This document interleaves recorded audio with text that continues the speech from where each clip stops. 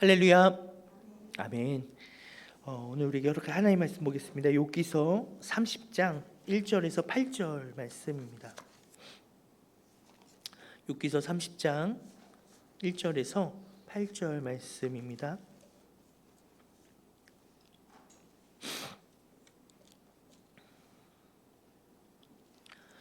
자, 우리 교독으로 함께 봉독하도록 하겠습니다. 제가 먼저 1절 읽겠습니다. 그러나 이제는 나보다 젊은 자들이 나를 비웃는구나. 그들의 아비들은 내가 보기에 내 양떼를 지키는 개 중에도 둘만하지 못한 자들이니라. 그들의 기력이 세잔하였으니 그들의 손이 힘이 내게 무슨 소용이 있으랴. 그들은 곧 궁핍과 기근으로 인하여 파리하며 캄캄하고 메마른 땅에서 마른 흙을 씹으며 떨기나무 가운데서 짠 나무를 꺾으며 대싸리 뿌리로 먹을거리를 삼느니라. 무리가 그들에게 소리를 지르므로 도둑같이 사람들 가운데에서 쫓겨나서 침침한 골짜기와 흙구덩이와 바위굴에서 살며 떨기나무 가운데에서 부르짖으며 가시나무 아래에 모여 있느니라. 그들은 본래 미련한 자의 자식이요 이름 없는 자들의 자식으로서 고토에서 쫓겨난 자들이니라. 아멘. 욥기서 30장의 본문을 읽었습니다. 욥기서 26장부터 31장까지는 욥의 마지막 변론에 해당되는 부분입니다. 특별히 우리가 욥기서 29장과 30장을 대조해서 볼 필요가 있는데요. 욥기서 29장에서는 욥이 고난 당하기 전의 모습, 화려했던 욥의 모습이 나오고, 30장은 그와 대조해서 현재 욥이 어떠한 형편에 처해 있는지를 아주 비교해서 잘 나타내고 있습니다. 먼저 우리 29장의 욥의 지난 날의 모습, 그때는 하면서 욥이 회상했던 그때 그 모습을 잠깐 우리가 한번 보도록 하겠습니다. 29장 7절에서 13절입니다. 29장 7절 13절 우리 같이 한번 읽겠습니다. 시작. 그때에는 내가 나가서 성문에 이르기도 하며 내 자리를 거리에 마련하기도 하였느니라. 나를 보고 젊은이들은 숨으며 노인들은 일어나서 서며 유지들은 말을 삼가고 손으로 입을 가리며 지도자들은 말소리를 낮추었으니 그들의 혀가 입 천장에 붙었느니라. 귀가 들은즉 나를 축복하고 눈이 본즉 나를 증언하였나니 이는 부르짖는 빈민과 도와줄 자 없는 고아를 내가 건졌음이라. 망하게 된 자도 나를 위하여 복을 빌었으며 가부의 마음이 나로 말미암아 기뻐 노래하였느니라. 우리 29장 마지막 절입니다. 25절 한번 읽어볼게요. 같이 읽습니다. 시작. 내가 그들의 길을 택하여 주고 으뜸되는 자리에 앉았나니 왕의 군대 중에 있는 것과도 같았고 애곡하는 자를 위로하는 사람과도 같았느니라. 아멘. 욥기서 29장에 나타나는 욥의 모습은 한마디로 말하면 정말 모든 사람들로부터 존경과 축복을 받는, 정말 모든 사람들이 욥을 좋아하고 존경하고 욥에게 복을 빌어주고 정말 그러한 존재였습니다. 그런데 그토록 사랑받고 존경받고 높은 위치에서 모든 사람들이 우러러봤던 그 욥이 어떻게 됐냐면 30장에 보면 그러나 이제는 하면서 시작되는데요. 우리 한번 보겠습니다. 30장 1절 먼저 보겠습니다. 30장 1절입니다. 읽습니다. 시작. 그러나 이제는 나보다 젊은 자들이 나를 비웃는구나.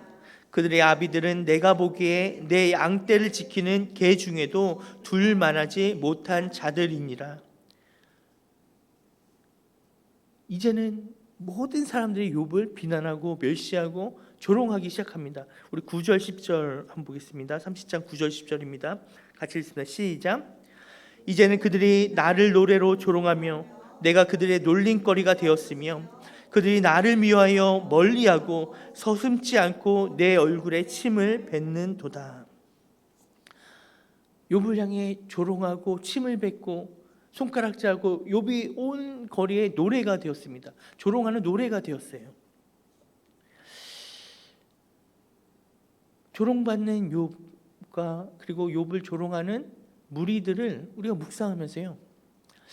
욥기서를 묵상하면서 이번에 그 우리가 큐티가 욥기 말씀이어서 이게 욥기서를 이제 한 장 한 장 묵상하다 보면서 굉장한 이렇게 욥기서가 정말 하나님의 굉장한 메시지구나라는 거를 이렇게 많이 이렇게 발견하게 되었습니다. 먼저 우리가 생각할 것은 지금 그 10절에서 말하는 그들, 욥을 향해 침을 뱉고 조롱하고 욥을 멸시하는 이들이 누구냐는 거예요.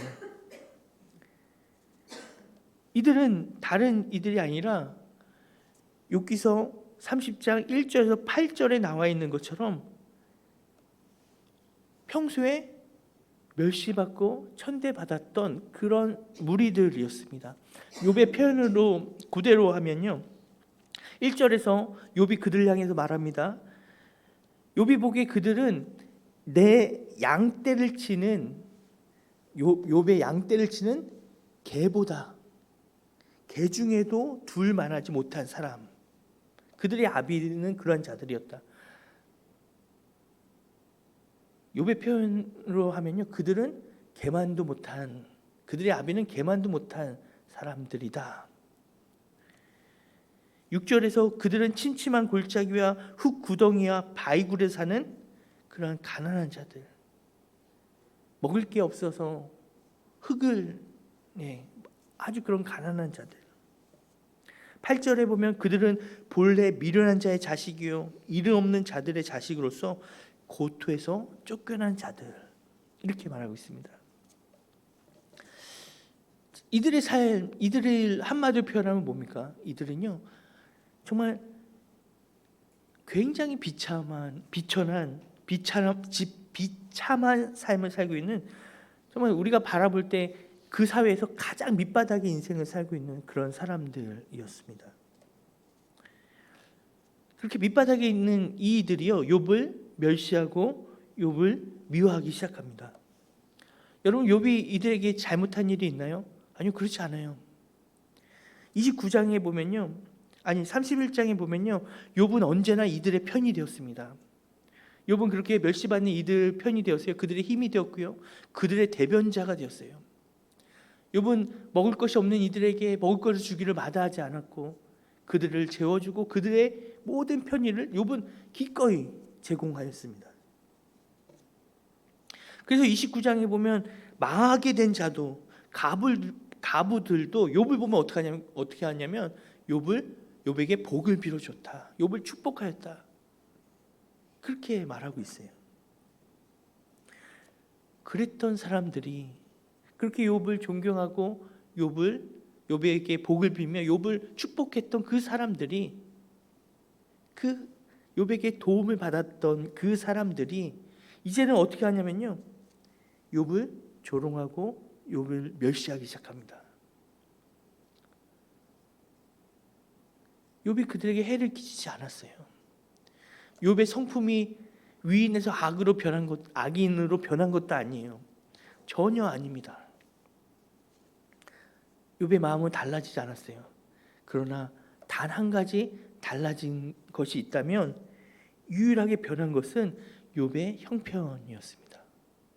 욥의 상황이었어요. 굉장히 부유했던 욥이요, 하루아침에 정말 모든 재산을 다 잃어버렸습니다. 재산만 잃어버렸나요? 아니요, 모든 자녀 다 잃어버렸습니다. 아무것도 남지 않았어요. 그래도 몸이라도 건강하면 어떻게 좀 재기를 할 텐데 욥에게 찾아온 질병으로 욥은 밤낮으로 누워 있을 수밖에 없었습니다. 몸도 제대로 가누지 못한 상태예요. 욥의 표현으로 보면 나의 양떼를 지키는 개만도 못한 그 사람들보다 욥이 더 아래로, 더 비참한 형편에 처해지게 되었어요. 그러자 욥을 존경하고 축복하였던 이들이 이제는 욥을 향해 침을 뱉고 욥을 향해 조롱하기 시작합니다. 이들이 그렇게 조롱하고 침을 뱉는 근거가 뭐냐면 단 하나예요. 비참했던 자기보다 욥이 더 아래로 내려가자 이들이 욥을 멸시하고 욥을 조롱하고 비난하기 시작한 겁니다. 이러한 상황을 바라보면서요, 욥기를 묵상하면서 정말 이 땅에서 발견되는 끔찍한 정말 죄의 논리를 우리는 발견하게 됩니다. 욥기서는요, 까닭없이 찾아오는 고난에 대해서 말하고 있습니다. 까닭없이 찾아오는 고난의 이유가 무엇인가, 이걸 욥기서는 말하고 있는데요, 욥의 세 친구의 말에 따르면 그것은 인과응보였습니다. 너가 지은 죄 때문이지, 너가 죄를 지었기 때문에 그 고난이 찾아온 것이지. 그런데요, 지금 욥을 향해 비난하고 욥을 향해 조롱하고 있는 이 무리들을 한번 묵상해 보시기 바랍니다. 욥이 그들에게 말해요. 그들은 내 양떼를 치는 개들보다 못한, 그들의 아비는 개들보다 못한 사람들이다라고 욥이 말을 합니다. 그러면서 욥이 1절부터 8절까지 그들에 대해 묘사를 하는데요, 그들이 얼마나 비참한 사람인지, 그들이 얼마나 정말 밑바닥의 인생에 있는 사람인지 욥이 말을 하고 있어요.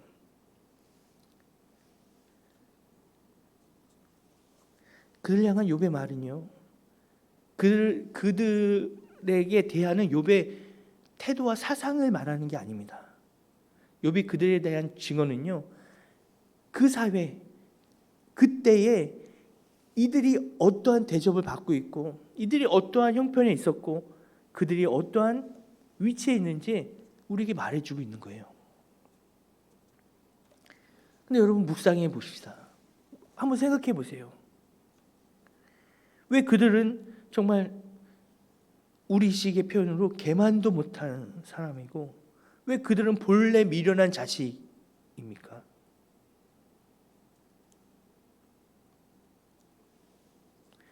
묵상해 보면 이상하지 않습니까? 왜 그들은 개만도 못한 사람이고 미련한 자의 자식이고 그렇게 비참한 자의, 이름 없는 자의 자식들이어야 합니까? 사람들로부터 온갖 멸시와 온갖 조롱을 받고 살아가고 있는 사람들입니다. 그들이 그렇게 멸시받고 조롱받은 근거가 도대체 뭐냐는 거예요. 우리가 가만히 묵상해 보면 욥기서가 말하는 까닭없이 찾아오는 고난이라고 말하는데, 사실 알고 보면 이들이야말로 태어나면서부터 까닭없이 고난을 받고 인생을 살아가고 있는 자들이었습니다. 사람들은요, 그들을 죄인으로 낙인 찍기를 마다하지 않습니다. 서슴지 않고 그들을 향해 죄인이라고 말해요. 그리고 죄인 취급하면서 죄인으로 대합니다. 그들이 무슨 죄를 지었습니까? 그들이 무언가를 잘못해서 죄인이 된 게 아니에요. 단 하나의 이유가 있다면 그들은 약한 사람들이었기 때문입니다. 가난한 자들이었기 때문이에요. 그들은 힘이 없는 자들이었기 때문입니다. 힘이 없다는 이유로, 약하다는 이유로, 가난하다는 이유로 그들은 죄인이 되었습니다. 남보다 힘이 없기 때문에, 남보다 약하기 때문에, 남보다 가난하기 때문에 이 땅을 주장하는 죄의 논리를 우리는 발견하게 됩니다. 너는 약하기 때문에, 너는 힘이 없기 때문에, 너는 이거 잘 못하기 때문에 너는 죄인이야. 그렇기 때문에 너가 죄인이야 라면서 죄인으로 낙인 찍고 죄인으로 살아가게 만드는 이 땅의 논리입니다. 그래서 여러분, 사실은 뭐가 죄입니까? 그렇게 말하는 논리의 실체가 죄입니다. 그렇게 말하고 그렇게 결론을 내리는 그 논리가 바로 죄의 결과입니다. 사람의 본질은 하나님의 형상입니다. 그런데 아담과 하와가 선악과를 따먹음으로 말미암아 하나님의 형상을 잃어버렸어요. 하나님께서 하와에게 말씀하십니다. 선악과를 먹은 후에 아담에게도 말씀하시고 하와에게 이런 말을 하십니다. 너는 남편을 원하고 남편은 너를 다스릴 것이니라. 이렇게 말씀하십니다. 이 말씀은 너가 선악과를 먹어서 죄를 졌기 때문에 너는 벌을 받아야 돼. 그 벌은 너는 남편을 원하고 남편이 너를 다스리는 벌을 받는 거야. 내가 벌을 내리는 거야. 여러분, 이런 말씀이 아니에요. 하나님이 아담과 하에게 했던 말씀은 너가 선악과를 먹으로 말미암아 죄인이 되어서 그 죄의 결과 너가 이런 형편에 있게 되었다. 너가 이런 존재가 되었다라고 하나님이 탄식하면서 말씀하시는 겁니다. 남편이 너를 다스리게 되었다라고 말씀하십니다. 선악과를 먹은 결과 제 모습이에요. 여러분, 남자와 여자가 있는데요. 남자와 여자가요, 하나님이 사람을 창조하시되 남자와 여자로 창조하시고 라고 말씀하십니다. 남자도 하나님의 형상이고 여성도 하나님의 형상이에요. 둘이 동등합니다. 대등합니다. 그런데요, 죄가 들어오자 어떠한 일이 발생하냐면요, 마치 남자가 여자보다 우월한 것처럼 여기게 만들었어요. 죄의 결과. 이 땅의 많은 나라들에서요, 여자라는 이유로 죄인처럼 살아가게 만들었습니다. 옛날엔 더 했고요. 비단 남녀의 문제만이 아닙니다. 사람과 사람 사이에 다스리는 자가 나타나게 되었어요. 다스림을 받는 자가 나타나게 되었습니다. 죄의 결과입니다. 태어날 때부터 사람과 사람은 계급이 있다라고 주장하고요. 태어날 때부터 존귀한 사람이 있고 태어날 때부터 미천한 사람, 아주 비참한 사람이 정해져 있다라고 그렇게 주장합니다. 양반과 상놈이 있고요. 귀족과 하층민이 있고요. 다스리는 자와 그 다스림을 받는 게 마땅한 자로 사람을 구분하기 시작합니다. 이 모든 게 죄의 결과이며 죄의 논리입니다. 출애굽기 1장은요, 죄가 다스리는 이 땅이 어떠한 모습인지 우리에게 너무나 적나라하게 보여주는데요. 출애굽기 1장 9절에서 11절 우리 한번 읽어보겠습니다. 같이 읽습니다. 시작. 그가 그 백성에게 이르되 이 백성 이스라엘 자손이 우리보다 많고 강하도다. 자, 우리가 그들에게 대하여 지혜롭게 하자.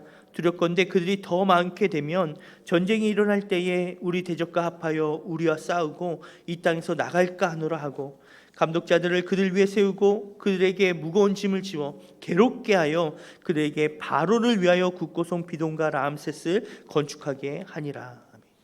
출애굽기를 1장을 묵상하면요, 출애굽기에서 이스라엘 백성들이 원래 강하고 크고 강한 민족이었습니다. 그런데 애굽을 다스리는 요셉을 알지 못하는 바로가 그들의 강함을 보고 그들의 뛰어남을 보고 어떠한 정책을 피냐면, 우리가 그들에게 대해 지혜롭게 하자 하면서요, 어떻게 하냐면 그들을 힘들고 괴롭게 만듭니다. 이스라엘 백성들의 정체성을 어떻게 그들이 씌우냐면, 너는 힘들게 살아야 될 존재야 라고 그들의 정체성을 정의하기 시작합니다. 존귀한 자가 아니라 너는 힘들게 사는 게 당연한 존재야 라고 말하면서 괴롭히고 괴롭게 하면서 그의 삶을 억누르기 시작합니다.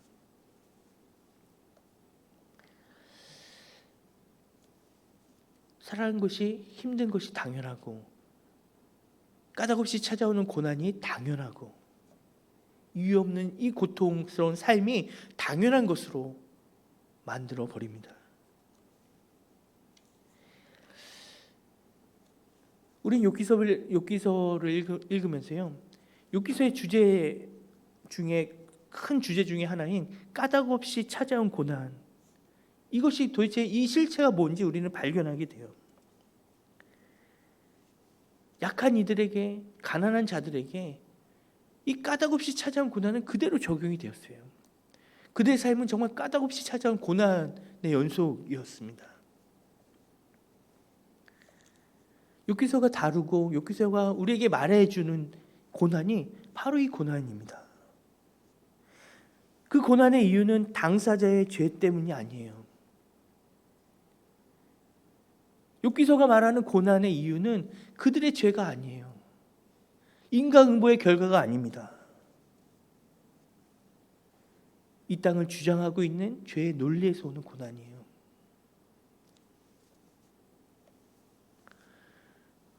우리가 욥기서를 묵상하면서 우리가 너무나 이러한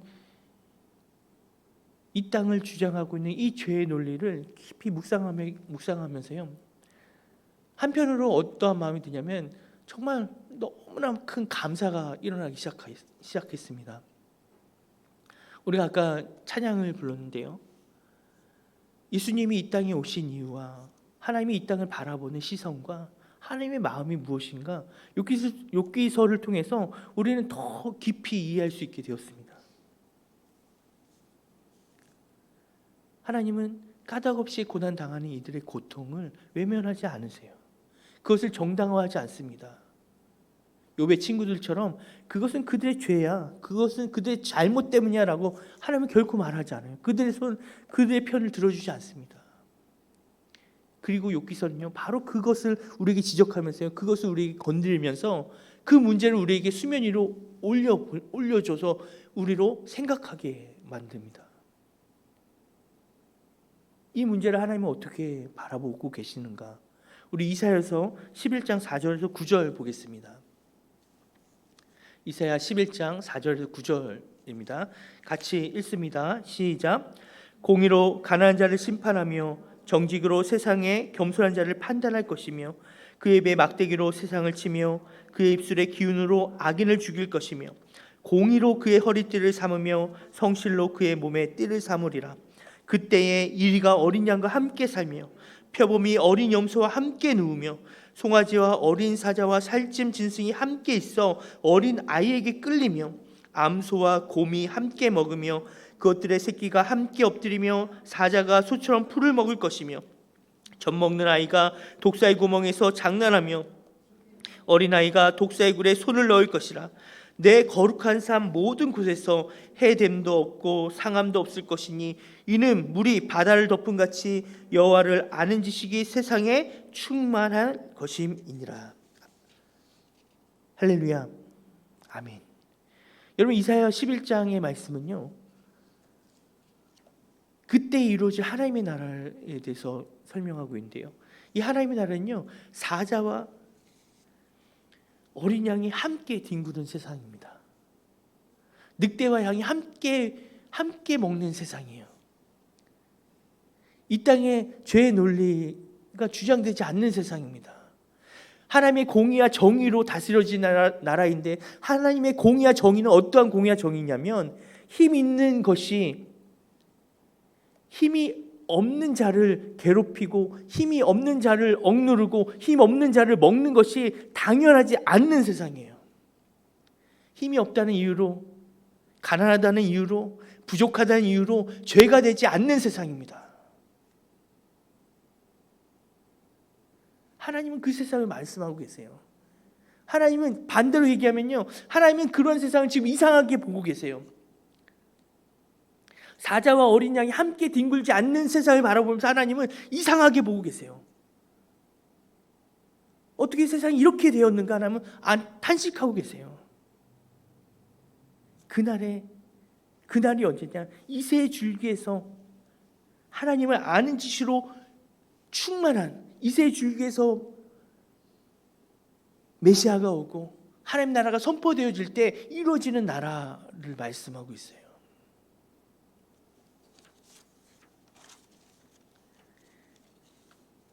바로 그 나라를 위해서 예수님께서 이 땅에 오셨습니다. 누가복음에 보면요, 예수님께서 이 땅에 오셔서 이제 공생애가 이제 시작되었을 때 당신의 고향인 나사렛에서 성경을 펴서 회막에서 읽는 대목이 나옵니다. 누가복음 4장에서. 그런데 그때 우리는 놀라운 장면을 목격하게 돼요. 예수님이 선포하신 복음의 내용을 한번 보시기 바랍니다. 이들의 반응을 한번 보시기 바랍니다. 누가복음 4장 16절에서 22절입니다. 자, 누가복음 4장 16절 22절 같이 읽습니다. 시작. 예수께서 그 자라나신 곳 나사렛에 이르사 안식일에 늘 하시던 대로 회당에 들어가서 성경을 읽으려고 서심해 선지자 이사야의 글을 들이거늘 책을 펴서 이렇게 기록한 데를 찾으시니 곧 주의 성령이 내게 임하셨으니 이는 가난한 자에게 복음을 전하게 하시려고 내게 기름을 부으시고 나를 보내사 포로된 자에게 자유를 눈먼 자에게 다시 보게 함을 전파하며 눌린 자를 자유롭게 하고 주의 은혜의 해를 전파하게 하려 하심이라 하였더라. 책을 덮어 그 맡은 자에게 주시고 앉으시니 회당에 있는 자들이 다 주목하여 보더라.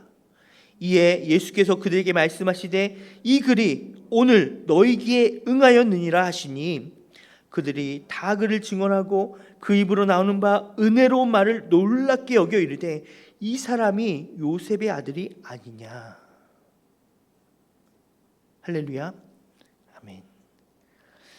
여러분, 예수님이 선포하신 복음은요, 가난한 자들에게 선포되는 복음이고 포로된 자, 눌린 자를 회복시키는 복음이었습니다.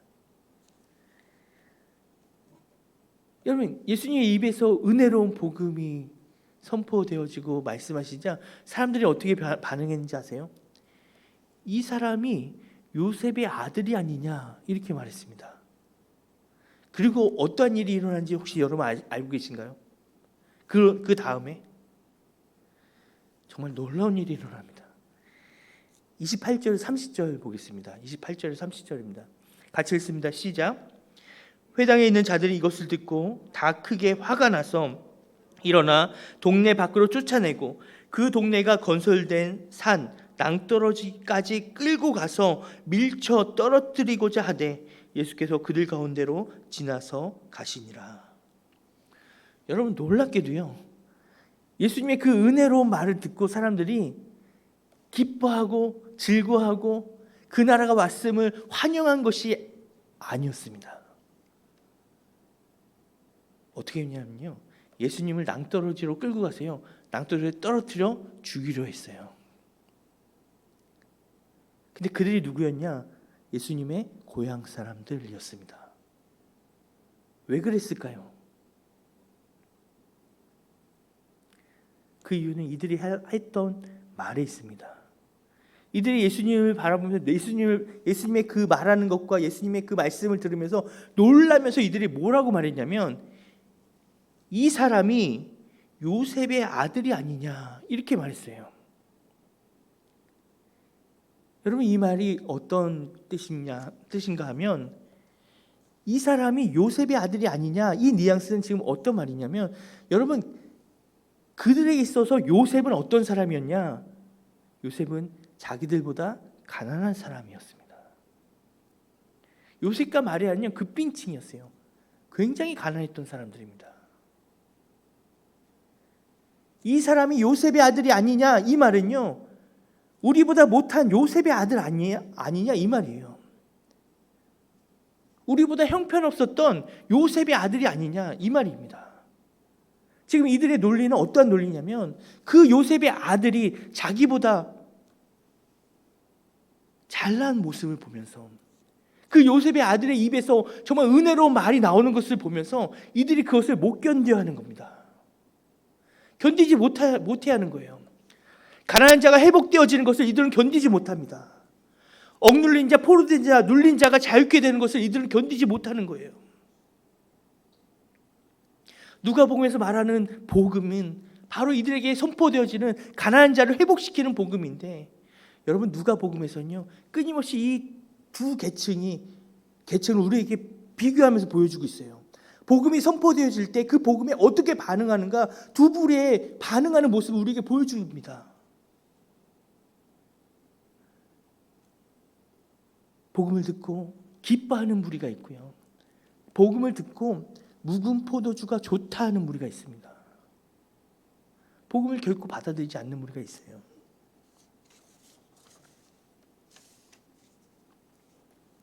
말씀을 정리합니다. 욥기서를 통해서 하나님은 우리에게 까닭없는 고통, 까닭없이 찾아오는 그 고난의 이유를 깊이 묵상하게 합니다.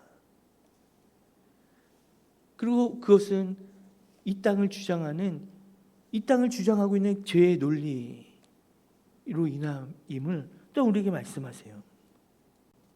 하나님이 예수님께서 이 땅에 오신 이유, 예수님께서 이 땅에 오셔서 선포하고 있는 하나님의 나라는 바로 그것을 깨트리고 그 죄의 논리를 깨트리고 우리를 자유케 하고 우리를 회복하게 하는 그러한 복음임을 또한 우리에게 말씀하십니다.